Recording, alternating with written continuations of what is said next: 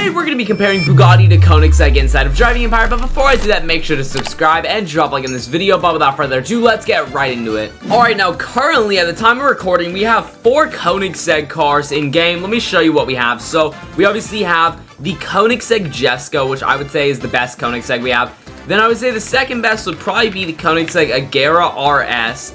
Then after the Agera RS, I would put probably the Regera down. And then after the Regera, I'm going to put the Gemera down. Now, the model quality on these and everything we will look at in a second, but I want to show you all the Bugattis we have in game. Now, you might be confused. You'll be like, there's Bugattis in Driving Empire. Well, at the moment, technically, there aren't real Bugattis, but we do have fake Bugattis. Now, we have 2 types. We have Rovanas, so we have the Rovana Racer and the Rovana, what's the other one? The J9R. I will show you what these are in a moment. And we also have a Bolinglo. I don't know how to spell it exactly. Bolinglo. I think there's 2 L's. Yeah, there we go. Okay, so these are all the Bugattis in game at the moment, and they're all fake cars. And you might be like, why are there 2 different brands of fake Bugattis? Honestly, I have no clue why they have 2 different brands. They might have just forgot they made this one and accidentally made a new brand. That is my assumption, but I do know what they're all supposed to be. So this is supposed to be a Bugatti Bolide. This is supposed to be a Bugatti EB110. And this is supposed to be a Bugatti Veyron Supersport. All of them are fake versions, of course. So basically, I think what we're going to do to compare these brands now that we have them all out to showcase, I think we're going to rank them based off of 4 categories. Okay, now these 4 categories are going to be appearance, how's the model quality, and how do the cars look overall. And then we got acceleration, drag race time, top speed, obviously what their top speed is. And then we got all-around performance, which ones perform all-around better. Now, I could just test out the 2 best from each brand, but I feel like it would be more fun to kind of like try to, use a few different cars throughout the video. So with model quality, I think we'll just pull out, I guess, for starters, we could do, let's see what Koenigsegg I want to do. We can use 1 Koenigsegg for each category, technically. So, I think for this category, for model quality, I'll use this Koenigsegg right here, the Gemera. Let's start by looking at the Koenigsegg's quality. So, what opens on this car? I mean, we got opening doors, opening engine. It looks like the engine right here. We got engine details, trunk space, and no frunk on this one, though. I know some of the others have frunks. Interior details, very good. We have seat belts, Koenigsegg logos, cup holders,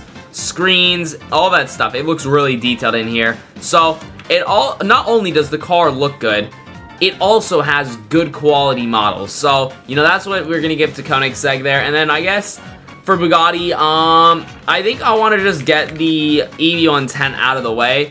I don't really love this one too much, so we'll just use it for model quality. How does it look? Honestly, I feel bad now picking this one. I mean, it looks goofy. I'm not gonna lie, bro. Like, what is this front end?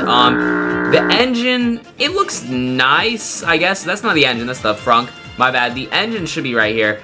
The engine's nice. That's some nice engine detail. I'm not gonna lie. The model is pretty good on this car. I'm not even gonna lie. But obviously, Koenigsegg is gonna get the point. No matter which fake Bugatti I pull out, they all don't look amazing because they're fake, and we're judging the cars at the current state in Driving Empire. So Koenigsegg, unfortunately, well, I guess fortunately, I'm a Koenigsegg fan, so Koenigsegg will get the first point. So that goes to Koenigsegg. Second category is going to be acceleration. We're going to be using the drag race to test this category. So we'll just do a drag race solo. Now, how the cars are upgraded, if you're wondering, I don't have any tuning kits parts, just the normal upgrades. Like when you just go through and purchase all the quick upgrades. I have no tuning kits parts in them though, so both cars should be equal with upgrades if you guys are wondering.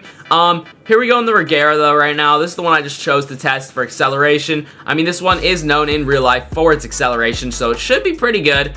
Overall, yup, boom. 5.6 seconds. Nice. Koenigsegg is doing good for the drag time, but we're gonna pick a Bugatti similar to the Regera. I think we could use the Bolinglo for this one, the Bolinglo Rust, so the Veyron, and we'll see how the Veyron does with acceleration. Alright, and here we go in the Veyron now. Honestly, I'll be for real, I don't expect the Veyron to accelerate faster, but you never know, it could potentially shock me. Hold up, is the Veyron actually cooking? 6.2 seconds, nope. The time we got in the Koenigsegg was in the 5s. Obviously, my best time ever was in a Bugatti, technically, but for this challenge, where, kind of just trying to test randomized cars, so I guess we're gonna give the point, I guess, over to Koenigsegg for this round. I don't know, you know, comment down below. Should Bugatti have gotten that point? But I think Koenigsegg gets it. I mean, we're just trying to test all the cars here, so we're testing them all with different categories. I think next up for top speed, okay. I mean, we're gonna use, honestly, what should we use for top speed? I'm gonna be honest, there's 4 Koenigsegg's but 3 Bugattis, and one of the Koenigsegg's is a Robux car. What if we skip the Robux Koenigsegg? That makes the most sense, I think. So we'll just jump straight into the Jesco for the final 2 challenges, obviously, to compare them. So I think the Jesco, and then we will compare it obviously to the Rovana. So let's start with top speed. Obviously that's the category we're trying to do right now. I don't have any crazy upgrades on this one, just the base upgrades. So with just the base upgrades, I think we're definitely going to be going in the 400 mile per hour zone. I'm not sure how fast it'll be, but we're about to find out. Looks like we're going to be going without boost 395 maybe. With boost, we're going 430, 440. I saw 440 without upgrades, obviously with the boost. So, you know, keep in mind that's like just with none of the crazy upgrades. I actually have to remove them from the Rovana though. I'll show you what I'm talking about now. So basically what we're doing is we're gonna go remove these parts, the aftermarket parts. We're taking them out to compare these cars, just stock upgrades. Okay, we're doing the Bugatti's top speed run right now. We're going 397 without boost. It's gonna be close. And with boost, 450. I saw almost 60. So the top speed of the Bugatti is actually faster. So that's 2 for Koenigsegg and 1 point for Bugatti now at top speed. So Bugatti has the chance to tie things up with all these categories. All right, now the way we're going to test the all-around performance of these cars is with this race right here, the rush hour race. This race has some quick turns, a little top speed area. It's got a nice little mix of things, and it's all like under a minute, so it's just a quick way to test these cars all around. So I really like doing this race to test it, but here we go.